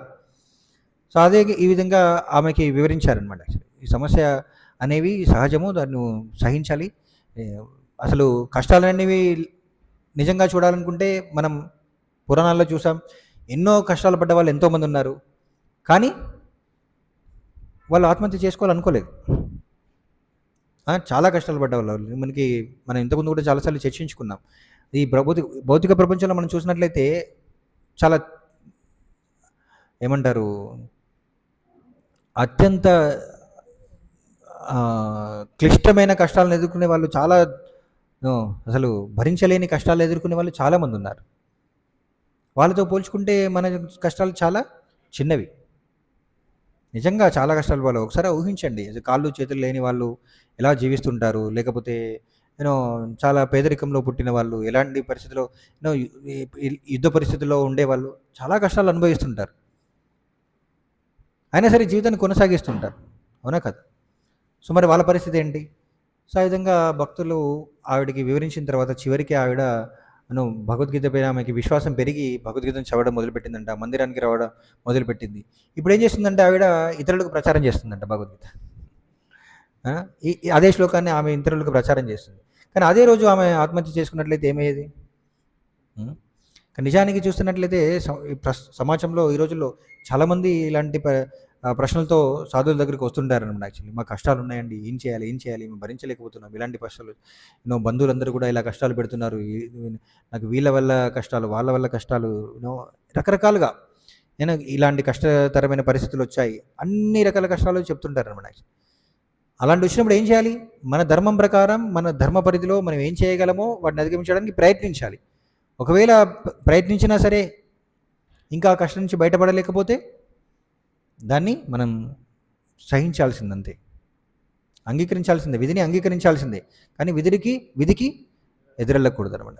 కానీ విధికి ఎదురెళ్ళడానికి ప్రయత్నిస్తే, ఇంతకుముందు మనం చెప్పుకున్నట్లు విధికి ఎదురెళ్ళడం అంటే ఏంటంటే, నేను ఏదో భార్యను భర్తను నచ్చలేదని చెప్పేసి విడాకులు ఇవ్వడం, లేకపోతే వాళ్ళని చంపడం కావచ్చు, లేకపోతే మన ఇంకేదో తీవ్రమైన నిర్ణయాలను తీసుకోవడం అనమాట యాక్చువల్లీ. సో అలాంటి చేస్తే ఏమవుతుంది, ఇంకా పాపం పెరుగుతుంది తప్ప తర్వాత జన్మలో ఇంకా కష్టాలను అనుభవించాల్సి వస్తుంది తప్ప బయటపడలేము. కానీ ఎవరైతే ఈ సమస్యల్ని సహిస్తూ భగవంతుని పట్ల ప్రేమను భక్తిని పెంచుకోవడానికి ప్రయత్నిస్తారో వాళ్ళు మళ్ళీ భౌతిక ప్రపంచంలో మళ్ళీ జన్మించారు. అది నిజమైన సహనం అన్నమాట యాక్చువల్లీ. అంతే కదా, ఏదో ఒక విధంగా ఈ భౌతిక ప్రపంచం నుంచి బయటపడాలి.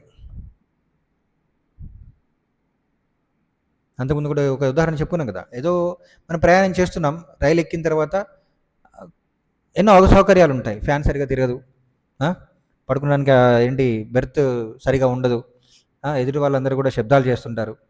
మొన్ననే నేను రైలు ప్రయాణం చేసేటప్పుడు ఒక వ్యక్తి పెద్దగా గురక పెడుతున్నాడు అనమాట.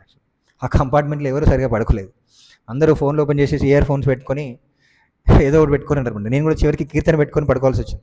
కీర్తన పెట్టుకున్నా పెద్దగా కీర్తన సౌండ్ పెట్టుకున్నా సరే వినబడుతుంది అనమాట. ఆయన అంత పెద్దగా గురక పెడుతున్నాడు. ఏం చేయాలి అప్పుడు? ఏం చేస్తాం? కొన్ని గంటలు అలా సహించినట్లయితే ఇంటికి వెళ్ళిపోతాం అంతే. అంతేగాని లేపేసి గొడవ పెట్టుకుని అనుకోండి, ఏంట్రా నువ్వు ఎందుకున్నావు ఇక్కడ అని చెప్పేసి గొడవ పెట్టుకుంటే ఉపయోగం లేదనమాట. అవునా కదా? అలా తాత్కాలికం అనమాట. ఈ భౌతిక జీవనం అనేది చిన్న ప్రయాణం లాంటిది, అనంతమైన కాలంలో చిన్న ప్రయాణం అనేది. అని ఇంతకుముందు చెప్పుకున్నట్లు ఏంటంటే, కొందరు ఏమనుకుంటుందంటే జీవితంలో అప్పుడప్పుడు సమస్యలు వస్తే మనం సహించవచ్చు, కానీ జీవితం అంతా సమస్యలు అయితే ఎలా? ఏం చేయాలి అప్పుడు? అప్పుడైనా సరే సహించక తప్పదన్నమాట. ఎందుకంటే జీవితం అనేది కూడా అనంతమైన కాలంతో పోలిస్తే చాలా చిన్నది, చాలా చిన్నది. కాబట్టి జీవితం అంతా సరే కొన్నిసార్లు చాలా అరుదు, కానీ కొన్నిసార్లు అలాంటి పరిస్థితులు కూడా కొందరికి రావచ్చు. అప్పుడు కూడా సహించాల్సిందేనమాట. అలా సహించడం ద్వారా ఏమవుతుందంటే మనకి జ్ఞానం లభిస్తుంది. అంతే. అంటే మనకి ఈ భౌతిక ప్రపంచం యొక్క నిజమైన గుణం ఏంటో మనకు అర్థమవుతుంది అనమాట. అందుకని కృష్ణుడు చెప్తున్నాడు, అర్జున ఎవరైతే సహిస్తారో వాళ్ళు భక్తిలో ముందుకు వెళ్తారు, ఈ జీవితంలో ముందుకు వెళ్ళగలుగుతారు, వాళ్ళకు శాంతి అనేది లభిస్తుంది. లేకపోయినట్లయితే ఈ భౌతిక ప్రపంచంలో సమస్యలన్నిటికీ కూడా పరిష్కారాన్ని కనుక్కోవడానికి ప్రయత్నిస్తే అది ఎప్పటికీ సాధ్యం కాదు. సమస్యలన్నీ కూడా నేను ఎలాగైనా సరే తీరుస్తాను, అసలు ఏ సమస్య లేకుండా ఈ భౌతిక ప్రపంచాన్ని నేను సమస్య లేని ప్రదేశంగా మారుస్తానని చెప్పేసి ఎంతోమంది సైంటిస్టులు ప్రయత్నిస్తున్నారు. కానీ ఏమైంది? సమస్యలు పెరిగాయి తగ్గాయి? సమస్యలు రోజు రోజుకు పెరుగుతున్నాయి. కానీ వాళ్ళు సైన్స్ మొదట్లో 100-150 సంవత్సరాల క్రితం సైంటిస్టులు చెప్పారంట, అసలు ఎలాంటి సమస్యలు లేకుండా మేము చేస్తాం, అన్నీ కూడా మిషన్లే పనిచేస్తుంటాయి, మనిషి కేవలం జీవితాన్ని ఆనందించడం అంతే అని చెప్పారంట. ఇప్పుడు నిజంగానే మిషన్లు పనిచేయడం మొదలుపెట్టిన తర్వాత మనిషికి సమస్యలు పెరిగాయి అనమాట. మిషన్లు పనిచేయడం మొదలుపెట్టిన తర్వాత మనిషికి సమస్యలు పెరిగాయి. అవునా కదా? ఎందుకంటే అది అజ్ఞానం అనమాట. యాక్చువల్లీ నువ్వు ప్రకృతికి వ్యతిరేకంగా, ఈ ధర్మానికి విధికి వ్యతిరేకంగా వెళ్తే సమస్యలు పెరుగుతాయి తప్ప తగ్గవు. అదే ప్రకృతి నియమం అన్నమాట. భౌతిక ప్రకృతిని భగవంతుడు అలానే సృష్టించాడు, కానీ దాన్ని అంగీకరించాలి మనం. దానికి వ్యతిరేకంగా వెళ్తే సమస్యలు పెరుగుతూనే ఉంటాయి అన్నమాట. ఎన్నో పరిష్కారాలు కనుక్కుంటున్నారు వీటికి. గ్రీన్ రెవల్యూషన్, వైట్ రెవల్యూషన్, ఏంటది బ్లూ రెవల్యూషన్, ఎన్నో ఉద్యమాలు వచ్చాయి, రెవల్యూషన్స్ వచ్చాయి, కానీ వాటి వల్ల సమస్యలు పెరిగాయి తప్ప తగ్గలేదు. అవునా కదా? ఇప్పుడు తినడానికి సరి అయిన తిండి లేదు, ఉత్పత్తి చాలా ఉంది, కానీ తింటే వ్యాధులు పెరుగుతుంటాయి. ఇట్లా సమస్యను పెంచుకుంటూనే ఉన్నారనమాట యాక్చువల్. అందుకని భగవంతుడు ఇచ్చిన విధానాన్ని అర్థం చేసుకొని భగవంతుడు ఇచ్చిన విధానం ప్రకారం జీవించినట్లయితే భౌతిక ప్రపంచంలో ఉన్నంతకాలం తక్కువ సమస్యలతో, తక్కువ కష్టపడుతూ జీవి జీవించి చివరికి భగవద్ధామానికి వెళ్ళిపోవచ్చు అంట. కష్టం అనేది లేకుండా ఉండడం సాధ్యం కాదు, కానీ కష్టం తగ్గించుకోవచ్చు. ఎప్పుడు? భగవంతుడు ఇచ్చిన విధానంలో జీవిస్తే, ధర్మం ప్రకారం మనం జీవించినట్లయితే కష్టాన్ని తగ్గించుకోవచ్చు, కానీ పూర్తిగా కష్టాలు లేకుండా జీవించడం అనేది సాధ్యం కాదు. ఇది సత్యం. కానీ ఈ విషయాన్ని చాలామంది చెప్పరు. చాలామంది ఈ రోజుల్లో ఆధ్యాత్మికవేత్తలు ఏం చేస్తుంటారు? ఆనందంగా జీవించాలండి, దానికోసం ఇలా చేయాలి, అలా చేయాలి, కష్టాలని మర్చిపోవాలి అని రకరకాల కథలు చెప్తుంటారు అనమాట. వినంతసేపు బాగుంటుంది. మెడిటేషన్ అని చెప్పేసి రకరకాలుగా ఎలా ప్రయత్నించామని చెప్పేసి ఉంటారు. కానీ సమస్యలు అనేటివి అది సహజం భౌతిక ప్రపంచంలో. ఒక్కటి అర్థం చేసుకోవాలన్నమాట. వినడానికి చాలామందికి నచ్చదు కదా, చాలామందికి ఇష్టం ఉండదు. సమస్యలు ఉంటాయి, సమస్యల్ని మనం అంగీకరించాల్సిందే అని చెప్తే చాలామందికి నచ్చదు. కానీ ఏం చేస్తాం, అది సత్యం. భగవంతుడు భౌతిక ప్రపంచాన్ని అలానే సృష్టించాడు. దాన్ని అంగీకరిస్తే దాంతో ఎలా ఉన్నంత సమయం, ఈ భౌతిక ప్రపంచంలో ఉన్నంతకాలం వాటిని ఎలా మనం పరిష్కరించుకోవాలి, ఎలా వాటిని సహించాలి అనేది నేర్చుకోవచ్చు అన్నమాట. అది భగవద్గీత చెప్తుంది. కానీ అందుకనే ఇప్పటి నుంచి ఎవరైనా సరే మీరు టీవీలో కానీ ఎక్కడైనా మీరు చూసారనుకోండి, యూట్యూబ్లో వీడియోలు చెప్తున్నారనుకోండి, మనం జీవితంలో కష్టాలు లేకుండా మేము చేస్తాం, మా దగ్గరికి రండి, మేము మంత్రాలు ఇస్తాం, లేకపోతే మీ కొరకు పూజలు చేస్తాం అని చెప్పారనుకోండి, ఏం చేయాలి? వెంటనే ఆ వీడియో స్కిప్ చేయాలన్నమాట. లేకపోయినట్లయితే మోసపోతారు. చాలామంది ఆ విధంగా మోసపోయిన వాళ్ళు ఉన్నారు. చాలామంది మోసపోతున్నారనమాట. ఎందుకంటే ఈ రోజుల్లో ఆధ్యాత్మికత పేరుతో మోసపోవడం చాలా సులువు అయిపోయింది. ఇది టెక్నాలజీ పెరిగిన తర్వాతనే చాలా సులువు అయిపోయింది అనమాట. అసలు ఆధ్యాత్మికత పేరుతో ప్రజల్ని మోసం చేసేవాళ్ళు రోజు రోజుకు పెరుగుతున్నారు. కానీ ఏంటంటే భగవద్గీతలో కృష్ణుడే చెప్తున్నాడు కదా. కృష్ణుడు ఎప్పుడైనా అర్జున్కి చెప్పాడా అసలు కష్టం రాకుండా ఉండొచ్చు, నేను చెప్పింది చేయి అంతే, నీకేం కష్టం అవసరం లేదు, నేను చూసుకుంటాను అంతా అని చెప్పాడా? లేదు. నీ ధర్మాన్ని పాటించాల్సిందే, కష్టాలని సుఖాలని సహించాల్సిందే, యుద్ధం చేయాల్సిందే. అలా చేయడం చివరికి నువ్వు భగవద్ధామానికి వస్తావని చెప్పాడు. మరి ఎందుకు చివరికి ముందే తీసుకెళ్ళచ్చు కదా భగవంతుడు? భగవంతుడు ఎప్పుడైనా సరే భగవద్ధామానికి తీసుకెళ్ళడానికి సిద్ధంగా ఉన్నాడు, మనం సిద్ధంగా లేవు అంతే. ఈ జన్మలోనైనా సరే భగవంతుడు చెప్పినట్లు ఎవరైతే నడుచుకుంటారో ఈ జన్మలోనైనా సరే ముక్తులు కావచ్చు. ముక్తులు అవ్వడం అంటే ఏంటి? భౌతిక సమస్యలు ఏవి కూడా వాళ్ళని ప్రభావితం చేయలేవు. అలాంటి వాళ్ళని ఏమంటారు? జీవన్ముక్తులు అంటారు అనమాట. జీవితం చివరి కాదు, ఈ జీవితంలోనే ముక్తిని పొందొచ్చు. ఎలా పొందొచ్చు? భగవంతునికి సేవ చేయడం ద్వారా. అది భగవతత్వాన్ని అర్థం చేసుకొని అన్ని పరిస్థితుల్లోనూ భగవంతునికి సేవ చేయడానికి ప్రయత్నించండి. సేవ చేయడం అంటే ఊరికనే తత్వం అర్థం చేసుకోకుండా కాదు, తత్వాన్ని అర్థం చేసుకొని భౌతిక ప్రపంచం యొక్క లక్షణం ఎలాంటిది, మన ఈ భౌతిక శరీరం యొక్క లక్షణం ఎలాంటిది, ఈ సృష్టి ఎలాంటిది అని అర్థం చేసుకొని దానికి అనుగుణంగా మనం జీవిస్తున్నట్లయితే మనం భక్తి సులభంగా చేయొచ్చు అన్నమాట. అప్పుడు సాధ్యమవుతుంది. ఈ జన్మ చివరిలో భగవద్ధామానికి వెళ్ళిపోవచ్చు అనమాట. దానికోసం ప్రయత్నించాలి, అంతేగాని సముద్రంలో అలల్ని ఆపుతాను అంటే సాధ్యం కాదు. సముద్ర అలలపైన నేను మంచి ఇల్లు కట్టుకుంటాను, చాలా దృఢంగా ఇల్లు కట్టుకుంటానంటే ఎప్పుడో ఒకసారి వరదలు వచ్చేసి కొట్టుకుపోతాయి అన్నమాట. అలా భౌతిక ప్రపంచం అంటే ఇక్కడే ఏదో ఒక విధంగా నేను శాశ్వతంగా జీవించడానికి ప్రయత్నిస్తాను, ఏ సమస్య లేకుండా జీవించడానికి. మనం ఎక్కువగా డబ్బులు సంపాదిస్తే సమస్యల నుంచి బయటపడవచ్చు, లేకపోతే అనేక మంది అనుచరులను సంపాదిస్తే సమస్యల నుండి బయటపడవచ్చు, లేకపోతే పెద్ద పెద్ద పొజిషన్ భౌతికమైన సమాజంలో ఉన్నత స్థానానికి వెళ్తే సమస్య నుంచి బయటపడవచ్చు అని చాలామంది అనుకుంటారు. కానీ సాధ్యం కాదు. సముద్ర పలలపైన ఇల్లు కట్టుకోవడం అనేది అది అజ్ఞానంతో చేసే పని అనమాట. యాక్చువల్లీ అజ్ఞానులు చేసే పని. అలాగే భౌతిక ప్రపంచంలో కూడా ఎటువంటి కష్టాలు లేకుండా ఉండడం అనేది సాధ్యం కాని పని అనమాట. అలా అని చెప్పేసి కష్టాలు వచ్చినప్పుడు ఇంకేం చేయకుండా ఊరికనే కూర్చోవాలని చెప్పట్లేదు అక్కడ. అర్జున్కి కృష్ణుడు చెప్పాడా ఏం చేయకు, ఇలానే కూర్చో, కష్టాలు వస్తాయి, అవి వస్తుంటాయి పోతుంటాయి, నువ్వు అలా ఏం పని చేయకుండా కూర్చోమన్నాడా? ఏం చేయాలన్నాడు? వాటిని సహిస్తూ నీ ధర్మాన్ని నువ్వు నెరవేర్చాల్సిందే అని చెప్పాడు అనమాట. అప్పుడే మోక్షం వస్తుందంట. అలా మనం చరిత్రలో ఎంతోమందిని చూడొచ్చు. చాలామంది యొక్క ఉదాహరణలు మనం భాగవతం ద్వారా ఇతర పురాణాల ద్వారా మనం చూడొచ్చు అనమాట. సో అది మనం నేర్చుకోవాల్సిన విషయం ఈ గ్రంథాల ద్వారా. అప్పుడు నిజమైన శాంతిని పొందొచ్చు తర్వాత జన్మలో, మరి ఈ జన్మలో అయినా సరే. హరే కృష్ణ. ఎవరికైనా ఏమైనా ప్రశ్నలు ఉన్నాయా?